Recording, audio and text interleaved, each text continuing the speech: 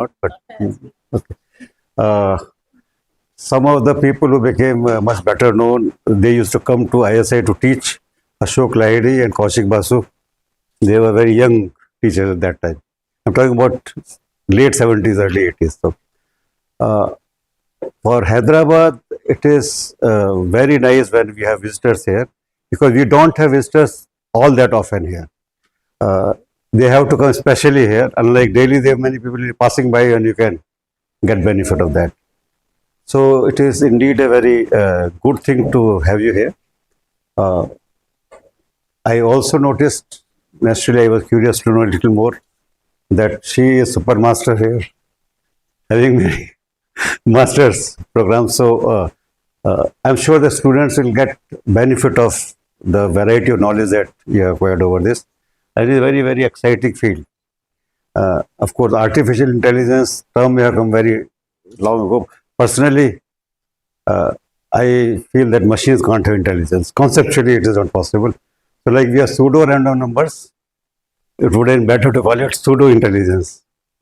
Uh, uh, and equally, behavioral economics, although in India it is still very, very young, probably. There are maybe a handful people who actually work. Maybe you can count them on the fingers of one person's two hands, maybe a little more, not more than that. And within that, doing experiments is quite rare also. Perhaps one reason is that, like in science, experiments are expensive. But science, it is easier to get funds because you have a professor of physics there and he is experimental physicist because justify equipment is easier. But justifying that you have to spend on people. Okay. So your money goes to the people to conduct experiment. Because economic experiment means that economic transactions have to take place in some way or the other. And then you observe. And somehow perhaps that is not so easy to understand why you need money. Secondly, probably we are used to social science and economics projects, research being cheap. People can't imagine that you can need more, but they are very, very valuable. So I am looking forward to Professor Bhattacharya's presentation eagerly, and I'm sure there will be lively discussion. I think there is no restriction of time, I hope. Yeah. Unless you have to go, then you can go, students, and we'll continue. No, going. 45 minutes, but if he wants to take more, that is fine. Let us have lively discussion after that. Yeah. That is more important. Yeah, yes, of course. Yeah. Please. Thank you. Just keep press it here. Just like This way? Yeah. Is this okay? Okay. Do I have to keep touching this so that it doesn't disappear? Okay, I'll do that. No problem. If I'm standing, I'm fine. Can I get started? Yeah, please. Thank you for the introductions, and it's a privilege to share my work with you all. This is a teamwork with my colleagues Shubhashish Dugar and Sanchaita Hajra from University of Utah, and another colleague at Allen Institute of AI, Bodhisattva Mojumdar. So this kind of project requires collaboration across disciplines because as an economist, I am not an expert on the AI side, and I'll point out where my limitation is. There is a part of this project that was led by Sanchaita and Bodhisattva, and that part of the work has been published in a computing conference. So if you have questions about those technical sides, you can direct those questions to them. I can share their information. This project came out of the question, can misinformation be dealt with using AI? Can AI help? But can AI not help as well? So that's why we delved into this. And the reason why we focused on AI is because we are observing AI tools in many domains of our daily life, mainly in the role of advisors. So we have listed a few here. At least you have come across the AI advice in the domain of entertainment when you watch Netflix or other web portals like that, where a machine algorithm suggests you movies, right? So, evidence from computing shows that people tend to either over rely or under rely on AI advice. But those computing people often use those terms very loosely. What they really refer to is AI appreciation or AI aversion. Because as economists, the moment we see over or under reliance, we think they have figured out an optimal. They don't know the optimal. But what they are referring to is people tend to either appreciate AI or are averse to AI. So, nonetheless, such suboptimal reliance on AI and the fact that most of these AI tools are opaque can have serious consequences in many domains. And this has led to a demand for making AIs more transparent. In many of the international policy documents, you would see such references now. But those recommendations are mainly for making the AI's algorithms transparent. But algorithmic transparency may not really help the end users much because someone like me who doesn't know the technology well cannot really make much out of the algorithm. So what we need is more about transparency in terms of AI's efficacy, and that's what we wanted to focus on. To our knowledge, there is no research that has examined how AI efficacy information influence AI reliance, especially when AI quality may actually vary. And we answered this question in the context of detecting lies. Why focus on lies? Because in today's world, across the globe, lies are prevalent, especially on social media, and they appear in many different forms: audio-visual, or only visual. There has been some research in economics recently where people have tried to see whether an algorithm can help people detect lies. But they didn't focus on the role of AI efficacy information and the variation in quality of AI. We focus on textual lies because that is understudied in economics, and textual lies are somewhat more difficult to figure out according to some computing studies. So with that, I'll lay out what we do in our research. We design an experiment focused on text-based lies. So why an experiment? Because we are trying to answer the hypothetical question, what happens if we provide information about AI's efficacy or quality versus when we don't? And what happens if the AI quality varies? We cannot get these from observational data. In real world, there is no such setting where you can try out these kind of things simultaneously. Hence the experiment. So what do? We generate transcripts from a television show. We will talk about that soon. And this show has the feature that it has an objective truth and there is financial incentive to lie. And there is very limited or no motivated reasoning, as is often the case in the political context where misinformation is abundant.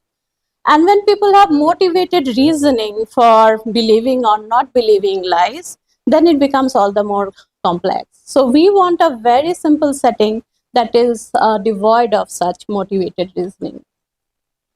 And what do we do with those transcripts? We feed those transcripts to an AI tool and then curate a set of transcripts that systematically vary in the AI's accuracy. And then we assign human participants to detect truth from those transcripts. And with variation in AI accuracy, we analyze their reliance on the AI tool, especially when we provide them the information about AI accuracy versus when we don't. So that's the broad outline of our research. Let's talk about the US TV show. So this is a very old TV show, to tell the truth, which aired in the 50s, late 50s. And each session was about 6 minutes. What it did was the following. It had 3 challenges. All of those 3 challenges came to be a particular character, let's say John or Jane Doe, depending upon the gender. And the real John and Jindo provides an affidavit about himself or herself, and this real character must always be truthful, but the other two imposters can lie. So that's about the challenges. And then there were judges. There were 4 judges. They listened to the affidavit. They could cross question the challengers to identify the real character. And after all of them were done questioning, each made a guess about who the real character is. And there was financial reward for the challengers. So for each incorrect guess by a judge, a challenger receives equal share of a fixed prize money. So in 1956, for each incorrect guess, the amount was $250. So if they deceived all the 4 judges successfully, so that was $1,000 divided by 3, $333. That was a huge amount of money back then. It still is a substantive amount of money. So the challengers had financial incentive to lie. That's the main thrust of this. So what do we do in terms of transcribing? We transcribed 195 sessions of the first season, and each transcript contains the affidavit, which has a set of objective truths about the real character, and then the Q&As between the judges and the challengers. So we excluded the judges' vote because that's what the participants or the AI tool needs to figure out. So that's our transcript. So each transcript here is somewhat similar to what we see in social media posts today. So there are conflicting discussions going on with parties with different objectives, and there is an objective truth. So those objective truths could be about economic or demographic data or historical facts. And an interested third party is reading those discussions and trying to decipher the truth. So we fed 132 transcripts to the AI tool that we use, and that's the technical part I was referring to, which Sanjay and Bodhisattva dealt with. So they use the GPT-4 version 0613, which is the backend model for the so-called ChatGPT that you see. And they elicited the guess about the real John and Jindo for those transcripts. We excluded those transcripts where the judges explicitly mentioned that they relied upon some audio-visual cues like people's look or sound, things like that, because neither the AI tool nor our subjects will have access to those audio-visual cues. Based on these set of transcripts, the AI's overall accuracy was 56%. And just to give you some information, the accuracy was 44%, even with the audiovisual cues. So the AI tool, even though it is not meant for detecting lies, it does better than the actual judges. So here's an example from Quora to give you the similarity between our transcripts and the kind of things you see on social media.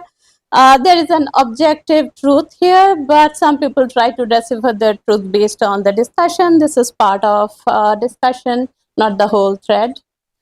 And similarly, here is one of our transcripts. It has the affidavit and then the Q&As about an objective truth, which concerns the height of a mountain. So what do we do with these AI guesses of the AI tool? We have 3 sets of transcripts. Each set has 5 transcripts, which are systematically curated.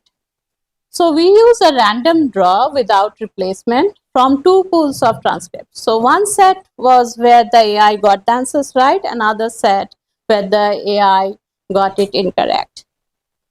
So we created a low quality AI advisor wherein only one of the transcripts was randomly drawn from the pool of correct transcripts. So it has an accuracy rate of 20%, which is significantly worse than a random guess. So With 3 challenges, the probability of guessing it right randomly is 33%. Then we created a medium quality advisor with 2 out of 5 guesses correct, so 40% accuracy, and then a high quality AI advisor with 3 correct guesses. How did you get one thing? We could have gone the other way around, but what we were trying to look at is the pitfall of having bad AIs. So instead of, 60 was where we had approximate accuracy of the AI's overall accuracy. So 56% was the AI's accuracy. So we said, okay, let's start with 60%. But then if we move higher, it won't capture our essence that what's the pitfall of having bad quality AI. So we decided to go in the downward direction. And with 5 transcripts, we could only maneuver so much. Why didn't we go with 4 and 5? For financial reasons. These are expensive to conduct, the experiments. So we wouldn't get additional insights, but we would have to spend a lot more money. So that's another reason. When we look at the results, it would become clearer why these are more important rather than moving in the higher direction. Does that answer your question? Okay. So the experimental treatments, we have a 2x3 design. What we mean by that is we have 2 different information conditions that we refer to as the black box and with information conditions. So in black box, the participants are not provided any information about the AI's accuracy. However, in the WI treatments, the participants are informed. And then we have 3 AI qualities, low quality, medium quality, and high quality. So if we interact those 2 dimensions, we have 6 different treatments, and we denote them as follows. So the black box is denoted as BB with information WI, and these are the AI advisor qualities. So these are our 6 treatments. So we ran the experiment on an online portal called Prolific. The participants were randomly assigned to one of the 6 treatments. The randomized transcripts appeared for a given set of AI advisor to the different participants. And then most transcripts have US specific references. So we recruited only US citizens because they need to be aware of the cultural and historical context so that they are not disadvantaged at any form inherently. And so far we have had 545 participants in the experiment, 274 in black box and 271 in with information. So they are almost balanced, not exactly, and around 90 in each treatment. And they are also approximately gender balanced in each treatment. So what does a subject need to do in the experiment? So they have to guess who the real character is out of the 3 challenges from a given transcript. So for each transcript, a participant has to first submit his or her own guess. And then how confident he or she is about the guess on a scale of 0 to 100, which was incentivized financially. And then own perceived difficulty level as well as the modal perceived difficulty level in the participant pool. So we asked them, let's say 100 participants are participating in this experiment. Out of 100, what do you think the difficulty level for this transcript would be on a Likert scale? And the participant is then informed about the existence of an AI advisor. We do not tell them anything about the AI advisor's accuracy in the black box, and we provide them the information in the with information treatments in this format. We tell them X out of 5 transcript, that is Y% are correct. So that's all they know. They don't know which specific ones. AI advisor's guess for each transcript is then shown to the participant, And then the participant decides whether to submit his own guess or the AI's guess as the final guess for each transcript. The participant can then update the absolute confidence and relative confidence. Then the participant is given an exit questionnaire, which includes a lot of questions about demographics, prior awareness of the show, etc. And it also includes a very important question about their expected AI accuracy in the black box treatment. We will talk about that a lot later on.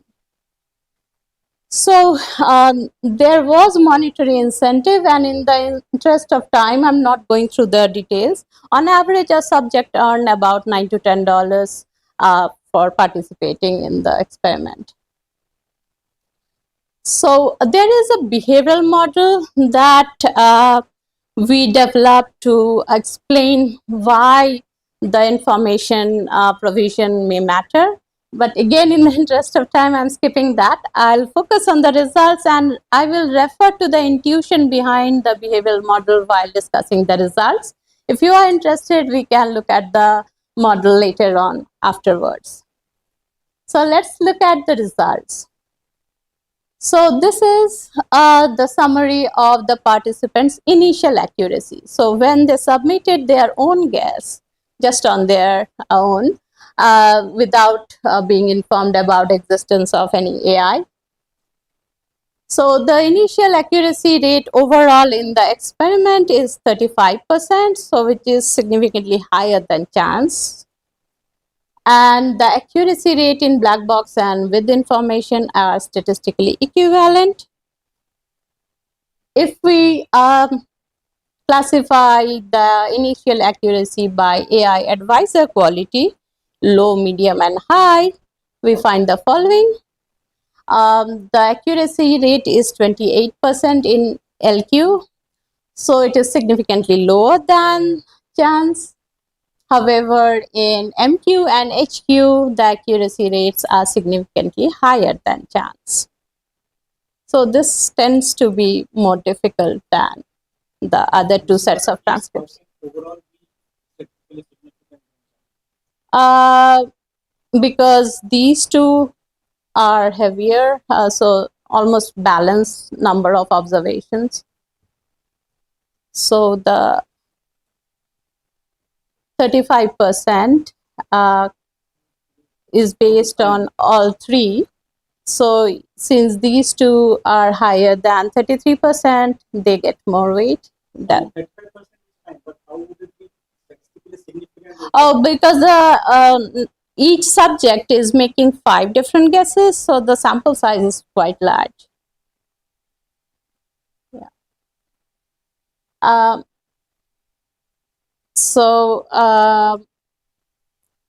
Here, so in the experiment, here is the N. So we have 1370 observations at individual transcript level decisions in black box and 1355 in with information. So added together, that's a pretty large sample size.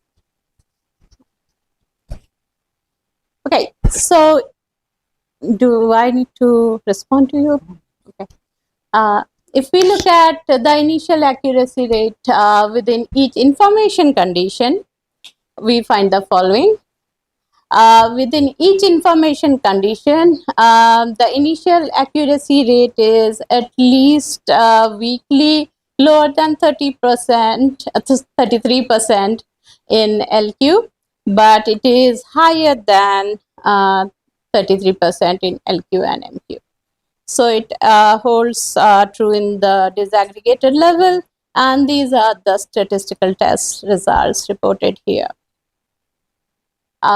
Now we compare the initial accuracy rates within each information condition, so within black box and with information. So within each information condition, the initial accuracy rate is significantly lower in HQ than in MQ or LQ. So this is the difference between LQ and MQ is significant. Again, with HQ, it's significant. The negative means it's lower.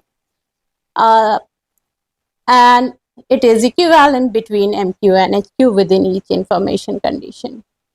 So it tells you that the set of transcripts where the AI's accuracy rate was the lowest is also the most difficult one for our participants because their accuracy rate is also the lowest, which is the LQ. Now, let's look at the initial accuracy rates between information conditions. So if we compare LQ in black box with LQ in WI and similarly for MQ and HQ, we observe the following. The initial accuracy rate is equivalent between black box and WI for each AI quality.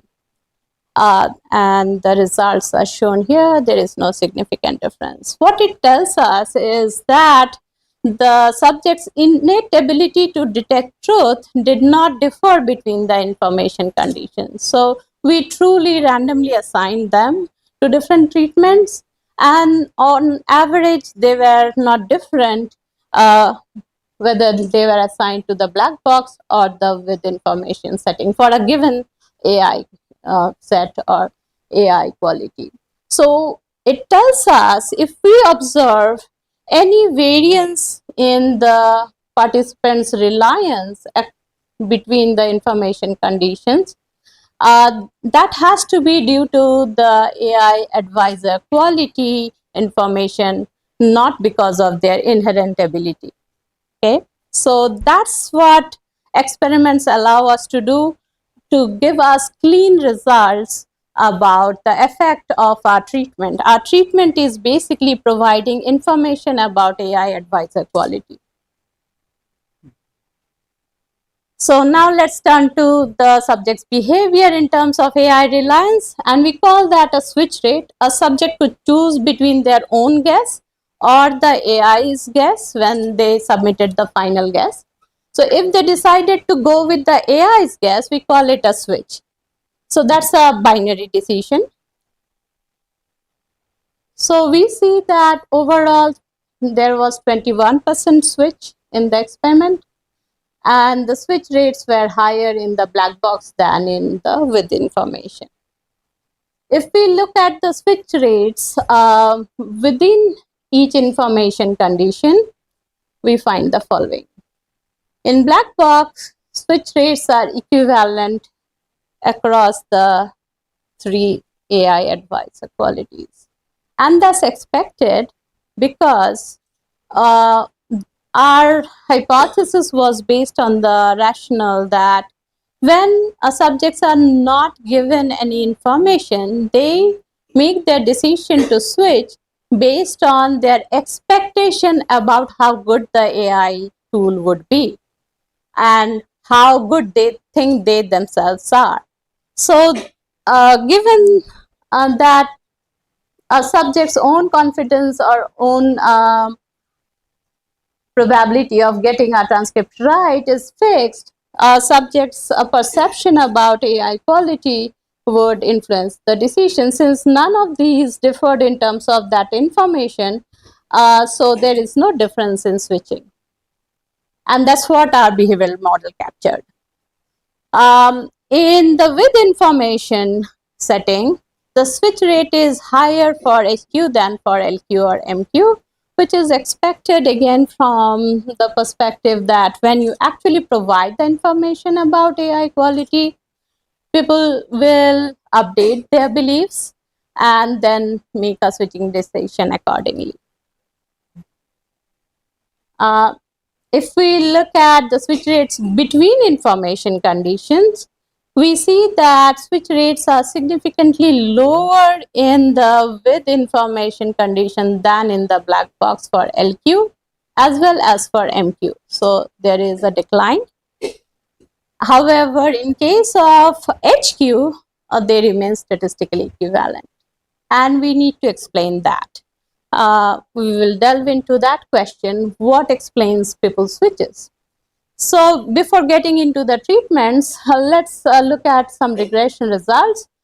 Intuitively, a person's decision to switch would be a function of his own confidence in terms of confidence in their own guess and the perceived difficulty. And we find that's indeed true. The more confident a person is, less likely that he will switch. And if the perceived difficulty is higher, more likely is the switch. We altered the measures of absolute and relative ones. We find similar results qualitatively. So both of them give us similar results qualitatively. So after controlling for these basic factors, we checked what happens to the treatment effects. We see that those effects remain the same. So basically, the difference between WI and black box in case of LQ is significant, as well as for MQ. So there is a significant decline, but in case of HQ, there isn't any. So even after controlling for those factors, we still find those. It is the same if we control for relative confidence and relative difficulty instead of absolute ones. So let's look at our core rationale behind the switching in black box. Our behavioral model, as I mentioned, focused on the fact that people's expectation about AI accuracy can drive their decision to switch. And we use that information that came from our exit questionnaire in the black box. And we find that controlling for confidence and difficulty, AI accuracies expected AI accuracy is a significant predictor of switching in black box. So the rationale behind our behavioral model is credible. So what is the expected AI accuracy in our subject pool? Here is the summary. In case of HQ, it's approximately 3. And in terms of our notation, PE is the expected accuracy and PA is the actual accuracy. So this is actually equal in case of HQ. The actual accuracy is 60% and this is 3 out of 5. So they were asked, how many do you think the AI got right out of the 5 transcripts? So this is again approximately 60%. However, in case of LQ and MQ, the expectation is higher than the actual accuracy of the AI advisor because these are again 3 and that's a much larger number than the actual accuracy of 20 and 40%. So there is also a role of people's own ability or their own perceived ability, which is measured by their confidence in their guess. And in terms of those confidence numbers, we find the following. So people's confidence in own guess in the HQ is about 60%. So that's equivalent to the actual accuracy of the AI. And in case of MQ and LQ, they are slightly different numbers. But then these numbers are in the 60s and way above the actual AI accuracy. So given this, we can test our behavioral model's prediction because statistically what we have is for the high quality advisor, these 3 are equivalent: the individual's own confidence, the actual AI accuracy, and the subject's expectation. In case of MQ and LQ, this holds. The expectation is higher than the actual and their individual confidence is higher than the actual AI accuracy. So in consonance with our hypothesis from the behavioral model, we find that the switch rates do not change in WI compared to the black box for the high quality AI advisor because when the AI accuracy is revealed, the subjects find that, okay, it matches my expectation. And I was making a switching decision based on that expectation in black box. I don't need to do anything differently here because it matches the expectation. So that's why there is no difference.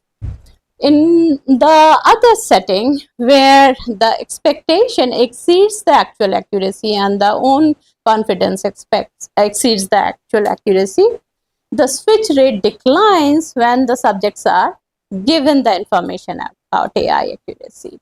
So they reduce their reliance because they need to correct for this mismatch. Now let's look at the impact of the switches. What's happening to the final accuracy?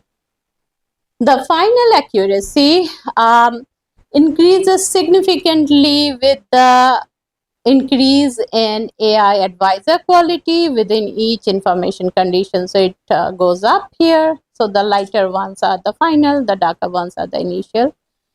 It does the same here as well. The only exception is these two.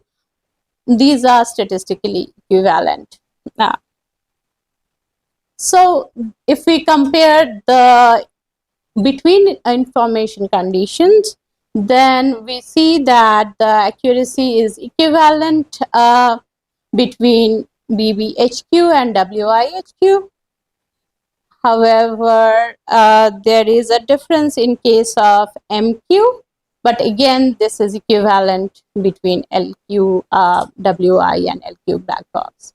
So from this summary, you may be tempted to interpret that, okay, only in MQ advisor's case, the subjects benefited. They didn't benefit in LQ or HQ. But that would be jumping to a conclusion too soon, because there were variations in the initial accuracy, because we have a between subjects design.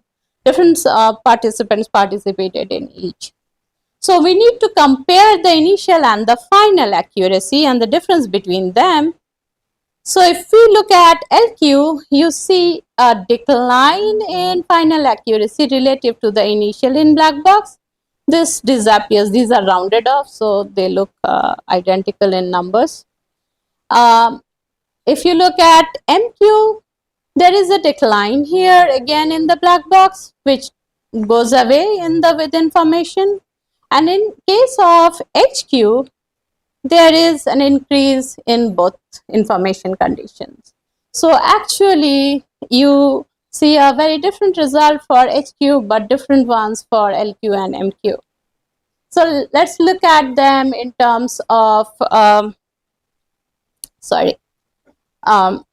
their statistical significance. So we see a significant increase in the final accuracy relative to the initial accuracy, and this is the magnitude of the difference. So 10% increase relative to the initial accuracy in both black box and with information for the high quality advisor. So that's a good thing. AI reliance did help in HQ. How about MQ? The final accuracy in MQ is 2% lower and 2% higher in black box and with information respectively, but those are statistically insignificant. So you can say there is no gain or loss, statistically speaking, in MQ. So reliance on the MQ advisor doesn't help. In case of LQ, however, there is a significant decline in black box of about 5% and insignificant gain in with information. So the significant loss turns into a no gain or no loss situation in LQ. So what do we learn from this? That when the AI advisor quality is good and meets participants' expectations, as is the case in our HQ, AI reliance really helps people because their truth detection rate increases irrespective of whether we provide them the AI efficacy information or not. So withholding or providing the quality information doesn't really adversely affect the participants' welfare. However, that's not the case for LQ or MQ. In the absence of efficacy information, the truth detection rate actually goes below the subject's own ability to detect truth. So it implies lies will proliferate if you have LQ or MQ type of advisors. However, when you provide them the information, they can avert that loss by reducing their reliance on AI. So, what do we conclude from this finding? With a good AI that matches people's expectation, true detection increases irrespective of AI quality information. However, with AI below people's expectation, true detection falls below people's own ability, and that means lies will proliferate more than in the absence of any AI reliance. However, we have to be cognizant that the effect becomes increasingly worse. So, if we think about the MQ advisor as a bad one, where you relied upon an AI tool, but it didn't help you significantly, then it's a bad AI. It will become ugly when you move to the LQ because you relied on the LQ and it would make things worse than before. So that's where the ugly effect comes in. So if the AI advisor quality keeps dropping, the effect can turn from bad to ugly, and that's what we want to highlight on. So if we provide AI efficacy information, people can avert that negative impact because they can reduce their reliance on such inferior quality AI tools. So policy implications of these findings. Transparency about AI efficacy is really important if we want to curb the proliferation of lies, especially when inferior AI advisors may exist in the market. And we don't know the quality of AI tools that are currently around.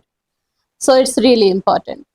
However, if we can't have a setting where AI efficacy information is made mandatory, then you need to at least ensure that only good quality AI tools come into the market. Otherwise, it can be really problematic. And this very essence of a behavioral analysis is not only important for AI tools and lie detection. This is a very specific context we worked on because the problem is acute in many countries across the world. But it is also a very important insight about the use of any kind of new technology in other contexts too. If people expect a technology to have certain quality and it falls below their expectation, it might have severe adverse effects. So you can generalize that behavioral insight into other technological contexts too. You can also generalize the insight to other advisory contexts too. It's not limited to AI advisors. It can also apply to human advisors. If we rely upon human advisors and we have certain expectation about their quality, and if AI, like AI's human advisor qualities are not given to us, we might be making wrong decisions by relying upon them too much. If their quality is below our expectation, we might end up being worse off than being on our own. So with that, I'll stop here. And I'll happily take more questions about our behavioral model that I didn't discuss or any other detail that I skipped over. Thank you, Dr. Bhattacharya. So,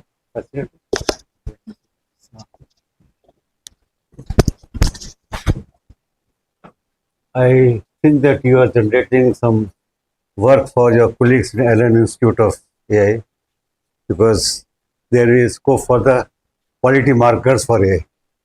This is not your area, but it is their area. In fact, it may be a good idea that the actual conduct of experiment, I don't know if it is published paper or This to is be a published. working paper we have. Because some of the questions about that, how you have created some things, because more easily clear if there are more details about experiments, and it may not be possible to have this in time. But maybe students may engage with you later and our faculty members also if the details become available. But more than my speaking, I think I'll open it up for discussion. Some of the questions they already raised, I don't know whether you will want to seek further clarification on that. how significance is tested and all that kind of thing. And this labeling low, medium, and high are, of course, in this case, arbitrary, except Yes. that the total random will give you 33% because there are three choices. Mhm. Right. Apart from that, yeah, basically, but then you are conducting experiment, so it is fine. You can choose your own marker on that, so that is perfectly fine as far as we are concerned. So how do you get that? Maybe that is where question can start from there, and implications are there, of course. This is also interesting in the light that actually two of us came from a foundation day lecture, so also on AI in health science actually, and it was a very sweeping coverage of various aspects of health. But if you attended that, it would have given you impression that AI answers all the questions fully correctly. So this is also in that sense to bring people down to the ground that things can happen otherwise also. And this is one thing that I had in mind, that what are limitations we should talk about. Your research itself is actually based on the limitations of AI in telling you how well it works. So now it is open to. Thank you. So I think, yeah, to expose us to very new way of things. I think our students may benefit on, of course, you can briefly elaborate on the behavioral part if it is feasible. Two, when you're talking about the balancing, the two different aspects you use the balance. One is gender and the other is things. That is also as a tool and technique may again be helpful for the students. What is balancing and how it is important. But coming back, I think your expectations of the participants or when they were articulating or advisors your 1, 2, 3 marking, actually expectation was at an average 3. Okay, and then your results are in response to an average. You call it good, bad, and ugly, but it is an average. What if something is lower than average and poorer than that? That is where the thing is. So will it hold good if the expectation or if actual is 4 or 5? Because my expectation is 3. So, like, can we say that okay, going to 4 will also be bad and going to 5 will also be ugly? So No, it won't be. no, we don't have the results. Yeah, we don't have the results for sure. But I do have the behavioral model summarized here.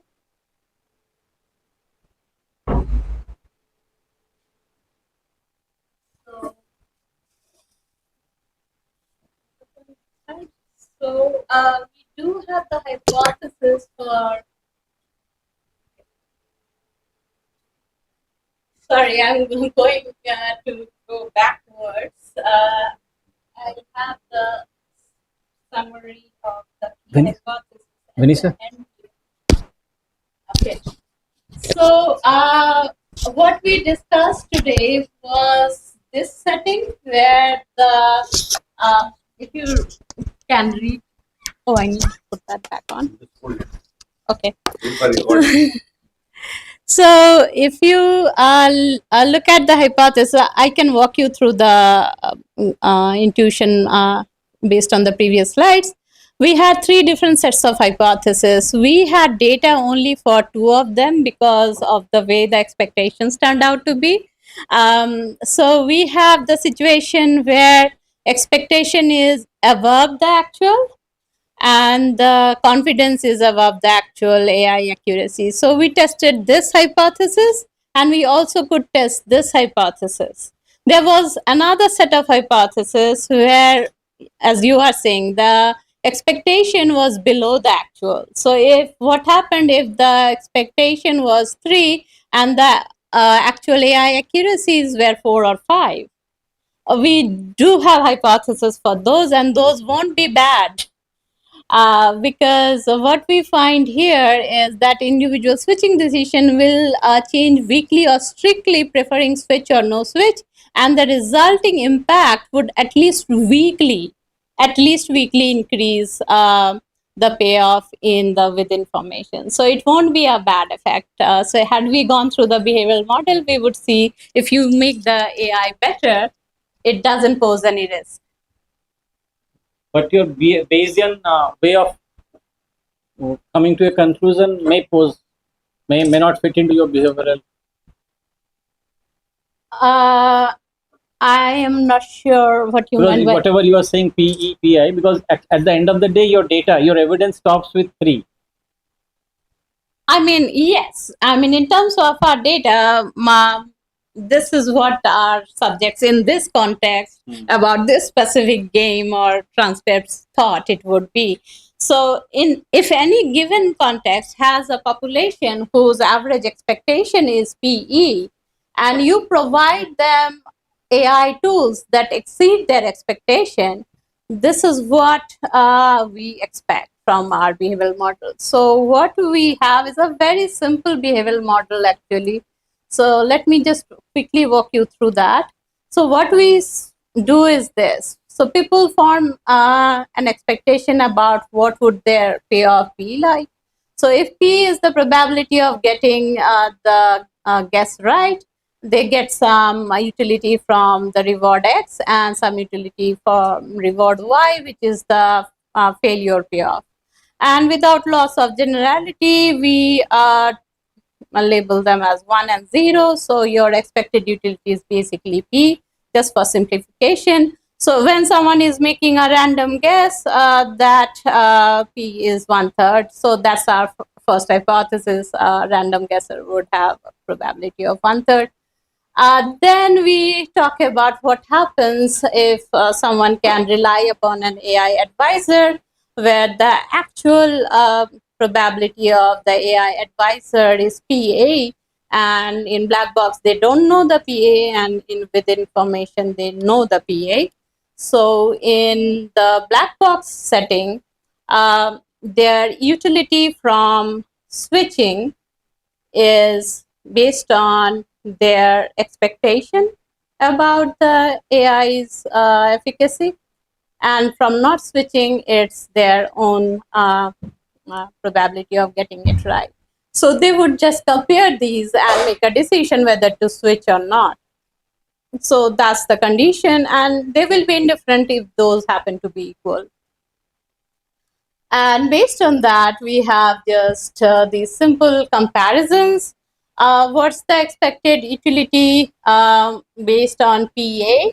And what happens if we change the underlying PA to PA1, where PA1 is greater than PA? But the subjects don't know, the individual doesn't know what is that PA. So they are still making a decision based on their PEs. So there is no change in their decision. And so the resulting utility doesn't change here. But if you look at this, it either increases weekly 0 or greater than 0. And here it strictly increases. If they were switching without realizing that this has changed, they would implicitly get a higher payoff in the end. And that gave us hypothesis about what happens in the black box. So the decision to switch will remain unchanged if we change the AI's probability, but the probability of the final probability of getting the truth will increase at least weekly. So there is this positive effect here, weekly positive effect here based on this. Now, going to the with information setting, again, we have a very simple algebraic comparison, but now they are making the decision based on the actual PA rather than PE.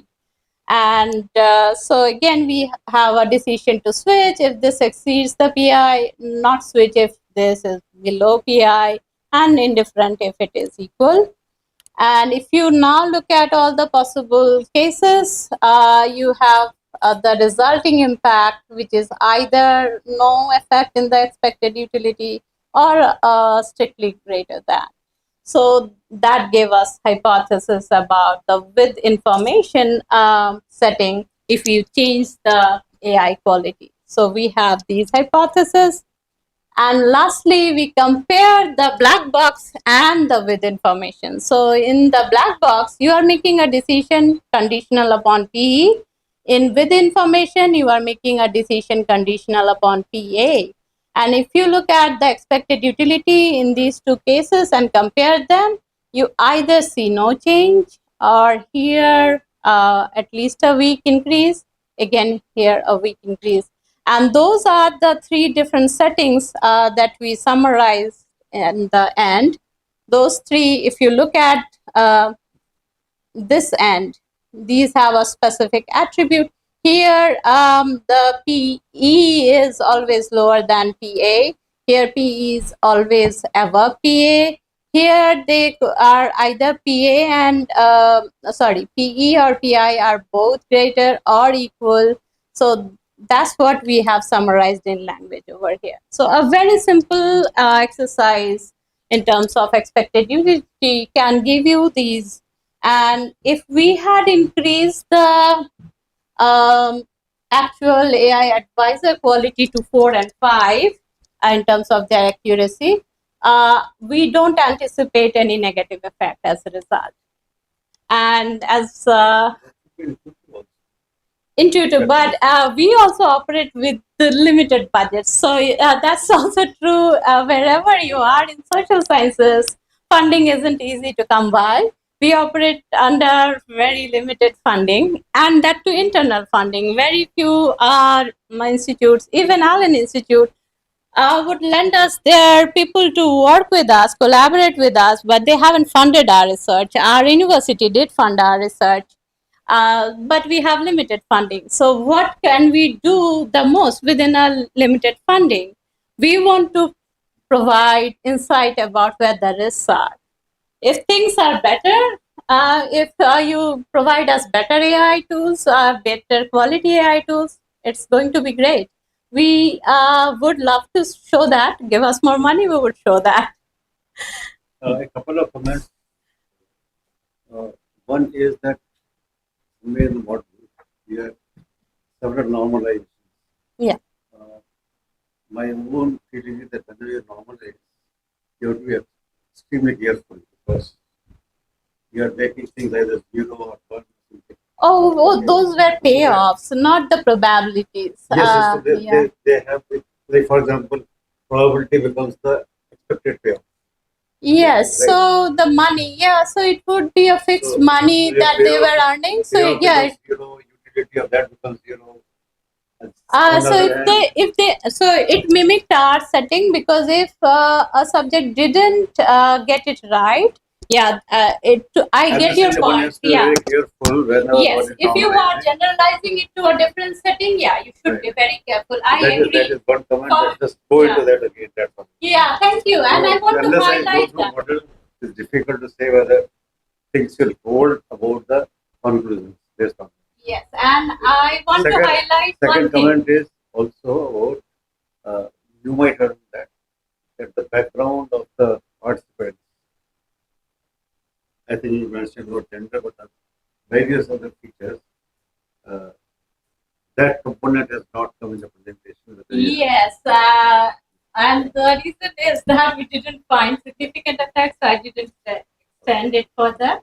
And I just want to comment on your point for the benefit of the students, especially you very well know the importance.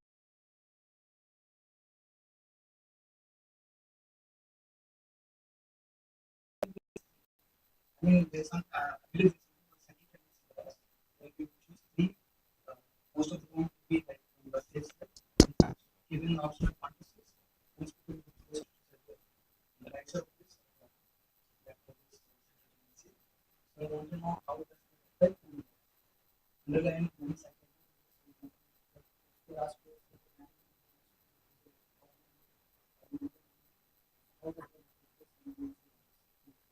Okay, so your first question was about the own confidence on a scale of 0 to 100 and how people got that. Let me back to the slide that I skipped about the payoffs. So we had incentivized The absolute confidence response measure. So if you pull up our computer, you might be able to find an appendix with the image of the screen that they submitted their application. So it was a slider on a scale of 0 to 100. Because it's being recorded. Oh, sorry. Okay. Um, so it is on a scale of 0 to 100, and you think people might just randomly pick 50, which is the middle number. But they had incentive to pay attention to this question because they could earn up to another $1 if their confidence was high, above 50, and their actual guess was correct. And there was a penalty if the opposite was true. So if they reported a very high confidence and their guess was incorrect, there would be less payoff. And that penalty or reward followed a quadratic scoring rule. So behavioral economists have thought about all of these a lot, and there is a literature showing that this quadratic scoring rule makes people pay attention to such questions and they think about it before reporting. In the same way, as I said, if they are underconfident, or if they report being underconfident and their answer happens to be wrong, they are more likely to come closer to the payoff of 1. So you see, that's how the quadratic scoring rule works. So we did have incentives here for people to think through that closely. So it's not just a random thing that they reported. And about 3, in terms of their expectation about AI accuracy, it turned out that we had 5 transcripts in the set. So we had to give them a choice between 1 to 5, I mean 0 to 5 actually, because some people do think that the AI can't get anything right. So 3 happens to be a focal number. Behavioral economists are very well aware of that. It just happens so that we can't help it in this setting. We also had to think about how many transcripts can we push in a given set. People have limited attention span. These subjects are participating online. So we did a lot of trial runs or pilot runs to figure out how long is it taking someone to go through a transcript and respond, and how much money do we have, because on Prolific we have to compensate subject a minimum amount for spending a certain amount of time. So we also had to balance our budget. So a lot of things went underneath these to plan this experiment, or any experiment requires a lot of planning. Yes, so if it wasn't a focal number, the 3 wasn't a focal, would they still report 3? I don't have the answer, but if the AI's accuracy happens to be above their expectation, whatever that number is, whether that's a focal number or not, we see according to our behavioral prediction, you are less likely to have any negative impact.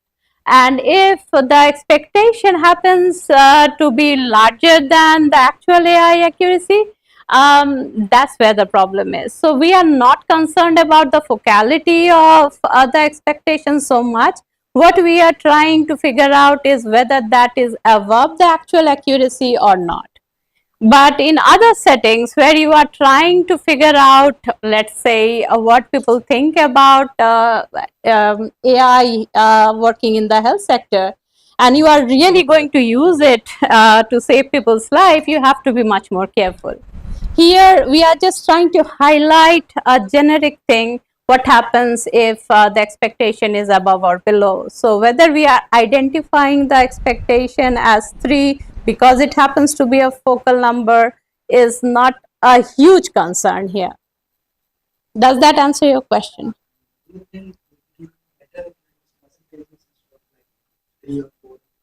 Oh, we did show them when we, oops. when we showed them the AI accuracy, we did show them both. How many transcripts the AI has got right and what percentage is that. So if you look at in terms of expectation, no, we didn't ask them the percentage because they dealt with 5, and so this is an exit questionnaire. Because that was really important for us to prime it.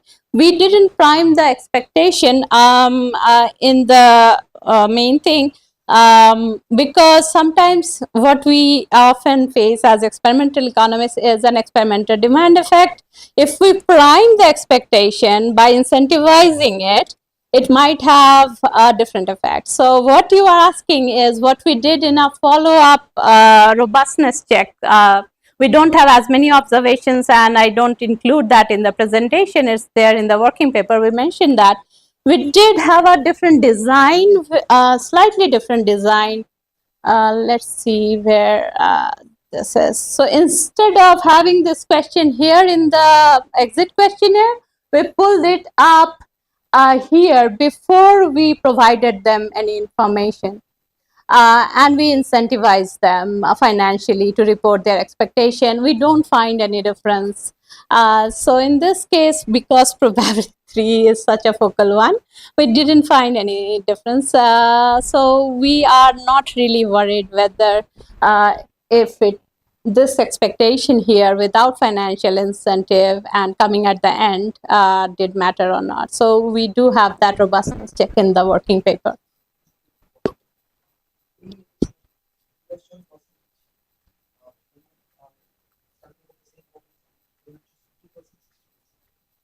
No, in our case, those jumps will be increments of 20 because we have only 5 transcripts. So it can be only 0, 20, 40, 60, 80, 100. 66% is the significant, the best person, and 60% is right around. So I thought, like, if we are choosing percentages, they would have chosen 60, and 66% is always higher than. There are 5 transcripts, so they can't choose 66. No. So even if we had asked them in He's no. confused between the 3 possibilities and this where you have one, The 3 sets. 3 designs. Oh, yeah, That two different. yeah. Thank you. And in terms of the demographics, we do have some variation in terms of education, but it's mainly skewed with, I mean, we thought of analyzing the effect of education and exposure to AI tools, but exposure to AI tools and educations are highly correlated. And in our sample, unfortunately, most of them have college or higher education. So we have very small observations on those with high school. Most of them will be able to see the 5 scripts. Yes. So, yeah. Mhm. Any other? Yes, Yes. I would promote both you and you. So you, I think behavioral economics in a sense tries to critique, say, the neoclassical way of looking at things, but yet you go back to expected utility or utility, and why can't you motivate through a different way? Because again, you get back into their pitfalls. Utility is not a pitfall. Why not? Utility is a concept that is very flexible, and when I say utility of money, behavioral economists have utility functions that have both monetary and non-monetary parts of it, and that's what makes it so rich. We can bring in a lot of social and psychological factors in those non-monetary factors. So having a mathematical framework is not a limitation, and I don't think utility is a limitation. If I say that utility only consists of money, that's a problem. If my utility has monetary component and non-monetary component, it's not a problem. So you can say that your utility, then how do you define utility? Utility, for a layman, when I start my principal's students, I start with my joy of doing something. So, or joy from any. So you bring in, go back to Bentham, happiness and all that. Yes, So so, is that not a I can problem? get happiness from money as well as non-monetary factors. So is happiness not a problem from a behavioral that you only restrict yourself to happiness? I mean, that's one way of saying it. I'm just I saying. don't think it is a calculus of happiness. This utility theory we're talking about. Word is same, but this utility has nothing to do with that. Let me tell you. Straight has nothing to do. You can call it bottle function. Yeah. Still the same thing. Not very utility function. Call it bottle function. Still the same effect. Absolutely the same effect. Okay. It's just a function which is cascading. Instead of treating your money immediately, yes, some other. In this context, it has nothing more than that. That 100 rupees, not 100 times 1. But it plays no other but role. it goes back to the convex requirement. It need not be. If you're a lover, It may or may not be, depends Okay, risk upon the lover, context. if Yeah. it is a risk level, it will not be contributed. No, the T n into 1 minus Yes, Pn it goes need back. not be. Depends on your characteristics. Your It characteristics. is flexible. That's what I'm trying to say. I mean, the concept And of in this utility context, is very utility means flexible. only that 50 rupees does not give half the whatever you say, satisfaction. Satisfaction, whatever- joy, pleasure, happiness, you want. whatever you want to call it, is call not it. half of 100 rupees. Yeah. That's all it is doing, nothing Yeah. more. In this context. Thank you.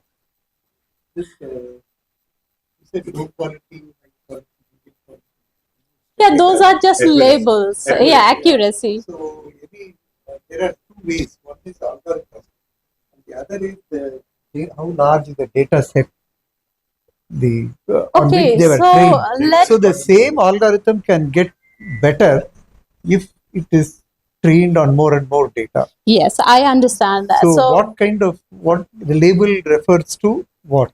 The algorithm or data set? No, training. our quality is a very specific reference to how many out of those 5 transcripts this particular AI tool got right. It's the same algorithm. We didn't try with other underlying large language models. So it is the same algorithm. We just are curating these sets of transcripts so that we can artificially vary these AI advices. We don't have the luxury of creating large language models that actually vary in their quality. So we are not referring to different large language models at all. It's the same underlying large language model. We got a number of correct and incorrect guesses from the AI. We artificially curated these sets so that we can vary the accuracy of these sets. But that way, difference is problem.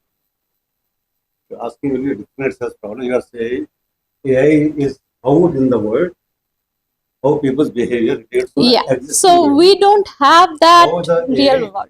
How AI changes when you use it is a difference. Mhm. Am I correct? Yes. If in the real world we knew these 3 large language models have these 3 different kinds of accuracy in this setting, we could have used that, but we don't have He's that. saying that this will change when they are used. Yeah. Accuracy itself will change. Mhm. That is the question he's saying. Yes. Your experiment is assuming that they are already given. Yeah, they are already given. Because also in AI world, the notion of efficiency is very different from what in economics we understand as Mhm. efficiency. And that's what we said in the beginning. It's not algorithmic transparency that we are talking about. It is the accuracy or the quality indicator that matters to the end user. So the algorithms may do whatever they do in the backdrop. We would really benefit if we knew what it means for me as an end user in this context. Some test cases he has to, based on some test cases he has to judge. Like So if you are you doing have AI tools specifically designed to provide advice about health, as Professor was mentioning, then it has to be talking about its accuracy in that health context. And that's what would be useful to the end user. how that model was built would really not matter to most of the end users. So that's what we were trying to say. See, I mean, that is important for the policymakers, how that model was built too. But for the end users' welfare, telling them how effective it is in the context they are going to use it. I think analytically, I think to continue from where Srijit left, to talk about a variety of markets, because we seem to be clubbing things which are completely incommensurable. Like, for instance, you have in that list health, dating, then it comes down to finance. So if the model is constructed on certain imagination of utility in that very flexible sense, I think, I mean, my question, because you are ultimately aiming at some imagination of a regulatory, requirement, which ultimately talks about having good quality AI, because that provides a better advice and we have eventually less social costs. Now, that kind of a model, I think, might work when you have, because you have a definition or a notion of an objective truth. Whereas the realms, when you talk about utility in that very flexible sense, notion of objectivity in the truth doesn't really exist when you extend it beyond pecuniary measures. And we live in a world of populism, where misguiding, misleading, misinformation has immense benefits for certain sections, which might in fact be part of the regulatory frame itself. Yeah. So in that sense, I think there is a problem with objectifying and with constructing this kind of a model, because the model might fit well where there is a convergence of interests in some sense, but where is a conflict and divergence of interests, and where that flexibility of a non-pecuniary notion of utility comes in, I think we are in a disarray, and a large segment of low quality AI might actually thrive there because it subserves a lot of interests in a majoritarian sense. So let me address your comment in the reverse order. Yes, I did not use the words people in position of power supplying some of these tools, and that's true right now in US after the recent election. It's very easy to imagine people in positions of power providing these tools because they also happen to be connected to the business world, and they would have immense benefits to reap if they can misguide a vast majority of the population. So yes, that's absolutely true. And second, about the model, we are not at all claiming it's a model for addressing all the examples we gave. It is a very stylized, simple thought exercise just to give us a usual systematic way of thinking how people make decisions. So let's take our example, and we are fully aware this is a very stylized artificial setting. We are talking about a game show devoid of motivated reasoning, apparent motivated reasoning. So I mentioned all of that. We are really looking at a bare bones simplistic situation where there is an objective truth. It becomes really complex when we go to the real world misinformation, where there is motivated reasoning, there is no objective truth, or sometimes it's shrouded. Even if there is, it's Something which is beyond what is. yeah, so we are not claiming this is a model to highlight. You did say that human behavior also. The insight that we get from the about human behavior. And yeah, so that insight is relevant in other contexts. So if people are listening to advisors, be it AI advisors or other technologies or other humans, how they make decisions, that insight is portable. We didn't claim that. People in positions of power are also advisors. We yes, implicitly yes. They are not advisors; they are suppliers of these potentially inferior AI advisors. This is a fascinating debate. Recent David Card's research is in dialogue with Boras. Boras is part of the Labor Department advising the president about building certain kind of statistics which show that immigrants are responsible for Exactly. deterioration So of- those are very complex and different situations, and we have no audacity to claim that this paper can shed light on those. Even on a very simple thing, and I was just, well, I was also thinking aloud. Like, suppose, like, professors want to give advice to students, Yes. and suppose there can be bad quality, there can be quality which matches their expectation. But if the quality is above their expectation, is it good for the student? So then, if the student Their is good, own ability also comes their into own- play. So the that's why that bad Yeah, analogy yeah, was yeah. coming from there. yeah. So I would request So you to it- think through for that. Yeah, so it's not just the advisor's quality and the student's expectation, the student's own ability also Expectations plays. also may be related to their Yeah, abilities and- yeah, exactly. Yeah. away from your own model and the purpose. Utilitarian framing assumes that if you have a better quality, you generally tend to also get better rewards. That's a framing, We didn't. no, not your model. No, Okay. you're not yeah. going by that. So Yeah. generally, I'm saying that Uh-huh. that's a philosophy. Yeah.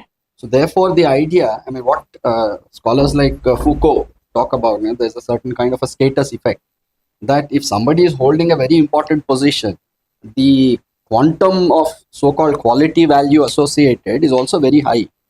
So therefore, the truth content, weighs much more than if somebody not holding because the assumption is that you're holding a position because you are of very high quality. Mhm. Now we are in a very lopsided world. Yeah, exactly. So, That's why the quality disclosures about all sorts of, positions is important, not just AI tools. So- intelligence is coming into play. They utilize their to see people. Yeah. Intelligence. Yeah, so being in a position of power may not, as you said, in our lopsided world, it's not a guarantee of higher quality. So all the more reason we need to have more quality indicators. So it's true for- Machines, they are saying that can be very creative. These days, all kinds of people are saying that this is a real danger, that they can start taking decisions on our behalf, saying we are more intelligent machines. So far, we don't know that machines are intelligent in the creative way or not, but it's just a name for certain kind of outcomes. However, human beings, we know that they can be very creative and they are very intelligent. They can be creative in all kinds of ways. And that is where the problem you are talking about come into the picture. That what you are talking about is the given ability of this machine. It is not that they can deliberately twist the lines. They are not designed for Oh yeah, that's And not designed another for that. realm altogether. It is- Whether the whereas AI what itself what is we are talking generating about the here is lines. Yeah. that we are designed to lie for a particular Mhm. purpose. And then people's belief in whether we are lying or not. Yeah, X, Y, or Z are lying. Mhm. So there is a different kind of expectation about truthfulness, that I may be still telling something which is wrong, but I may not be knowing I'm telling wrong. I am still truthful. But they are deliberately, I can make, like the AI machine is not able to find truth because of its limitation. Mhm. It's a different kind of thing from deliberately telling the lie. So I think this is the question where you must tell us the logarithm could be constructed to speak lies. Yes, there, course it can. of course. it can. I mean, it has, there is research ongoing. But I It can be. Yeah, there is ongoing literature in computing where they are trying to see whether AI tools the lies generated by AI tools are more difficult to detect than lies generated by humans. So it's already, that problem is that we didn't get into that. makes it appear to be the truth conscious Mhm. is designed by design.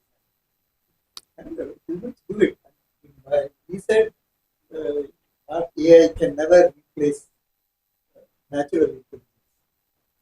I believe this is also a machine. Okay, eventually it will happen.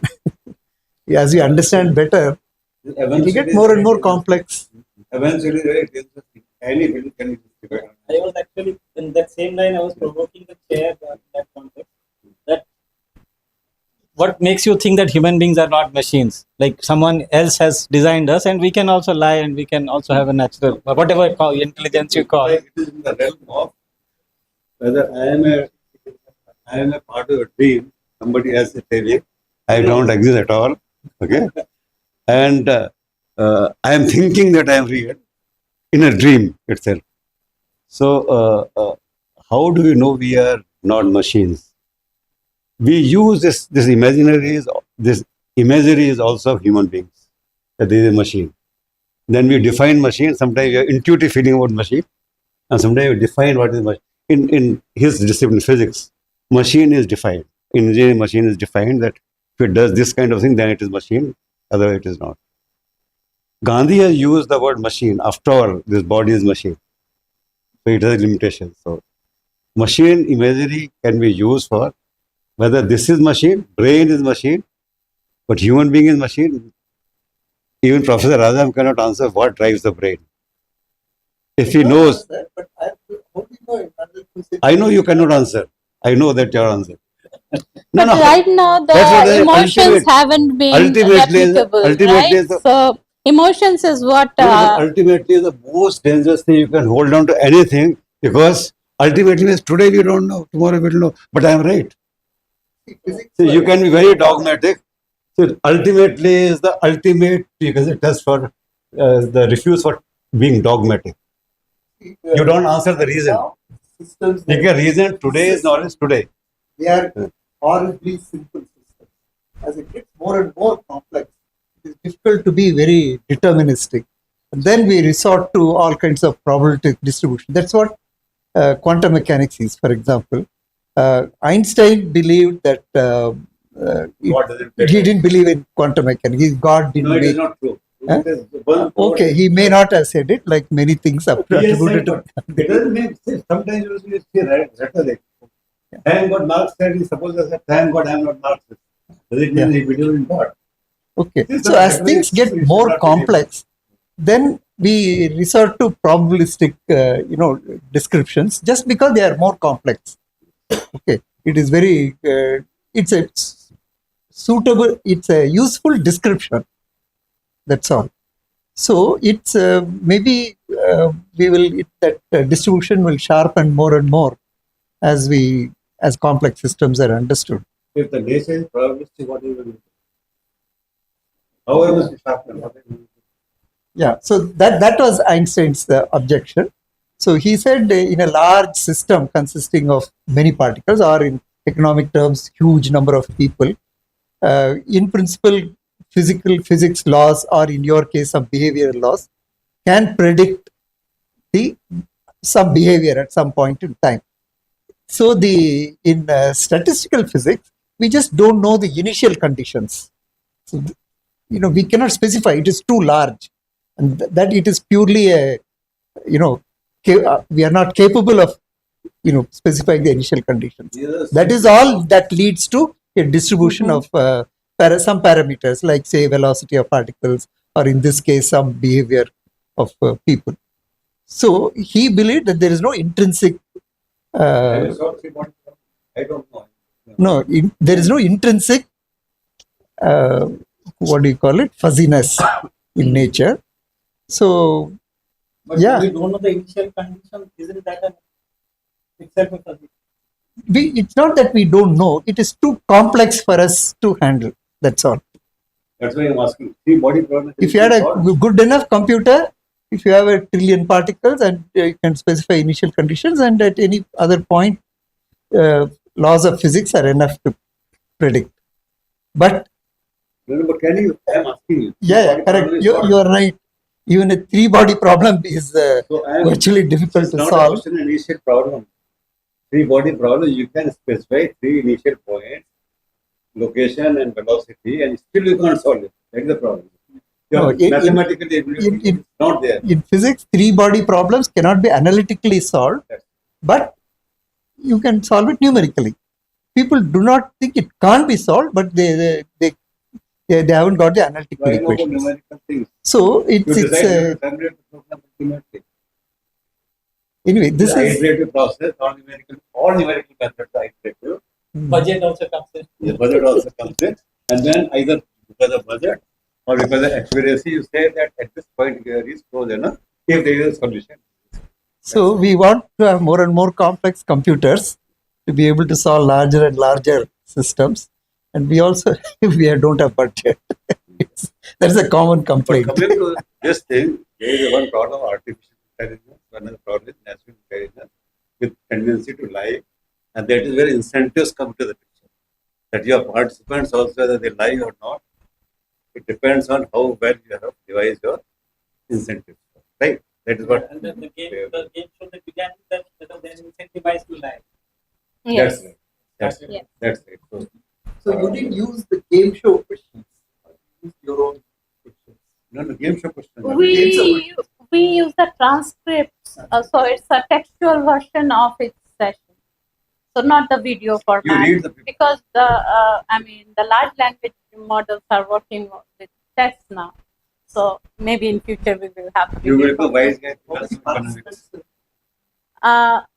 in our experiment for Just some over 400. Yeah, over 400. The students here who would also want to know maybe possibilities of how they can get into the high studies. Oh, okay. That would be Hmm. useful. If you are seriously interested, how can you get into higher studies? And high studies, like if they want to come and work with you at the University of Utah. Yeah, funding would be a problem. You already know that. The department I belong to has a lot of focus on heterodox macroeconomics, which I don't do. So unfortunately, the bias is tilted towards that. So most students are admitted with leaning towards heterodox macroeconomics. If you want to work with me, there is slim chance you will get admitted. If you want to work with me independently, there is higher chance you can work with me. But people Um, will be interested in heterodox Yeah, we economics also also. have. Yes, we have had a PhD student who graduated a few years ago, who is an alumni of this university and an economics student. So basically, what you need is really serious love for the subject or discipline and perseverance. I think that's really the key.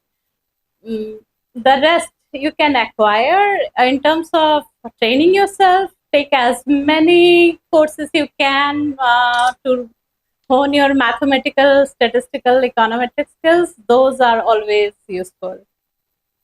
So economics as a discipline, even my colleagues who are heterodox macroeconomists do appreciate the tools we use now, even though they don't want to use it and look down upon us. But behavioral economists are looked down upon by neoclassical economists who don't want to venture into behavioral aspects, as well as heterodox macroeconomists, because we are mostly microeconomists applying these tools used by Not a neoclassical. very good advertisement for your thought. No, but I'm just giving you pros and cons. Looking down upon this and that. No, I'm just giving you the pros and cons. Yeah. So that's an honest description. No, So that is if good. you are interested in applied microeconomics, which I broadly am, but I do focus on behavioral as one of my research streams. So there are many other departments. That's what I'm trying to tell you. Where you can go where they are in majority. So majoritarianism is a real thing even in academia. So that's my point. Go to a department where most of the people focus on the sub area you want to focus on. That's the key. If you want to work with a particular person, you can always work. You can always work with that person independently, even if you are not in that institution. That's what I was trying to say. I wasn't saying that this Maybe, is what you should do. That two kinds of things. To get admission is one issue. Other is about funding, whether there are Funding other is than becoming scholarship, other kind of- increasingly other kind of difficult. work Yes. opportunities are there. So within if you academics. do well in your GRE exams, so GRE score very good statement of purpose that is genuine, not copied from anywhere else. Yeah. Especially if it is, we do have software, yeah, AI tools to detect whether AI was used to generate How those. accurate are they? That is Those your domain. don't do that, and be genuine about your interest, and pragmatically go to a department where majority of the people work in the area you want to work on, because for all practical reasons you need to have backups. We are humans, we are still fallible, so we can get sick, die, a lot of things can happen, so it helps to have a lot of people working in your area. And another thing I would say that is important is figure out how many students of your profile were actually funded in prior years, and you can browse through their list of students. Just to add to what Shriji said, in case some students they take some advantage, some homework for their routine, they want to get in touch with you to give some specific advice after you. Yeah, for behavioral Definitely. economics, I would suggest look at European universities. Europe is a better place for doing a PhD in behavioral economics or experimental economics. They have Can they better write to you? funded. Can they write But to you if some of our specific- students are interested in heterodox macro, then they can You reach can out put to in your touch. Don't reach out to me, write to our director of graduate studies. You can find the information on our webpage because they control the admissions. I don't.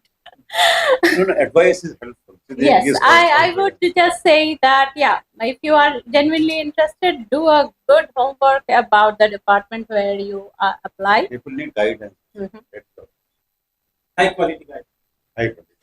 Yes. Yes, so I can say right now, in terms of funding Work available opportunities within and work academics are there. opportunity, uh, I Teaching mean, assistantship we used to hear that about. is the funding. So teaching assistantship or research assistantship is the funding that you get. So you get scholarship in terms of fees waiver, so you don't have to pay the tuition, and the financial incentive that you get to live your life over there is in lieu of your work as a TA or RA. Usually those are becoming limited till 3 or 4 years. So some departments supplement them in different ways for the 5th year. Sometimes it's not. So that's why I'm saying you have to be a bit pragmatic and practical. In terms of after graduation work, there is something called OPT, optional practical training, which used to be 1 year for a discipline like economics, but economics has now been classified in STEM. So STEM is a term used here as well, right? Science, technology, mathematics. Okay, so we did barge into that group. So we now have 3 years of optional practical training, provided you have a job as a postdoc or faculty, even if it is a visiting faculty position. So those are the general options in academia. But if you Those options, if one thinks like okay, we are doing behavioral, experimental, combining with STEM, fix it. But even if you are doing something heterodox and all, then that you still benefit out of such things. economics as a discipline has been classified as STEM. So if you come out of any university with an economics PhD degree, then you are eligible for 3 years of STEM OPT. So provided you have a job. So that is, Provided you have a job. and after that, the work visa issue kicks in. So I'm just giving you all the Pros and pros and cons. Europe is better in terms of funding because the tuition is lower or none in some countries. So that is a huge plus. Funding for behavioral economics is really growing in European countries.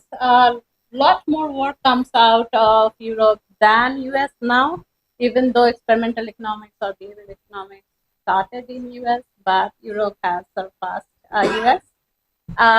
In terms of work options or the visa restrictions, different European countries have different rules, but you have to just check. I don't know the details as well.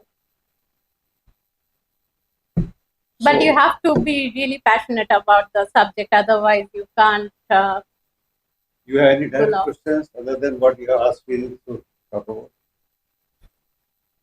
Any students here? Okay, I think we will formally close the session. It was really enjoyable. Thank you.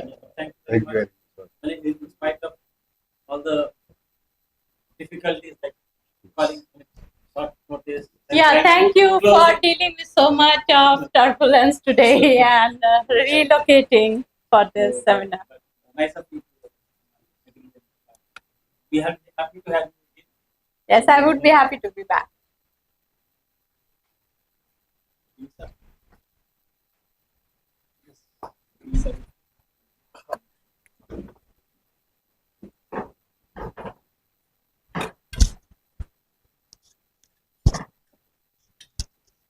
As we come to the conclusion of this insightful and thought provoking session, it is my privilege to deliver the vote of thanks on behalf of the School of Economics, University of Hyderabad.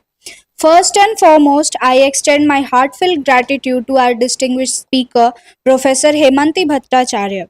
Your engaging presentation on the role of AI quality disclosure in lie detection has provided us with valuable insights into the intersection of artificial intelligence, misinformation, and human cognition. Your expertise, rigorous research, and engaging discussion have truly enriched our understanding of this critical subject. We sincerely appreciate you taking the time to share your knowledge with us today. We also thank you for your valuable guidance to the students for their future academic career. A special thanks to our esteemed chair, Professor Naresh Sharma, for leading today's session with such depth and thoughtfulness. Your guidance and valuable inputs have added great value to this discussion, and we deeply appreciate your presence and support. I would also like to express my sincere appreciation to our coordinators, Professor Srijit Mishra and Dr. G. Vijay, for their dedication in organizing this event. Their efforts in planning and ensuring the smooth execution of this session have been instrumental in making it a success. A special mention to the technical team responsible for the live streaming, allowing a wider audience to benefit from today's discussion. Your work is truly invaluable. Finally, I extend my gratitude to our wonderful audience, faculty members, research scholars, and students for your enthusiastic participation. Your engagement, thought provoking questions, and keen interest have made this session all the more meaningful. With that, I formally conclude today's seminar. Thank you all once again, and we look forward to more such stimulating discussions in the future. Thank you. No, but Mr. What confidence that whatever you said, you say We'll have to run an experiment for that.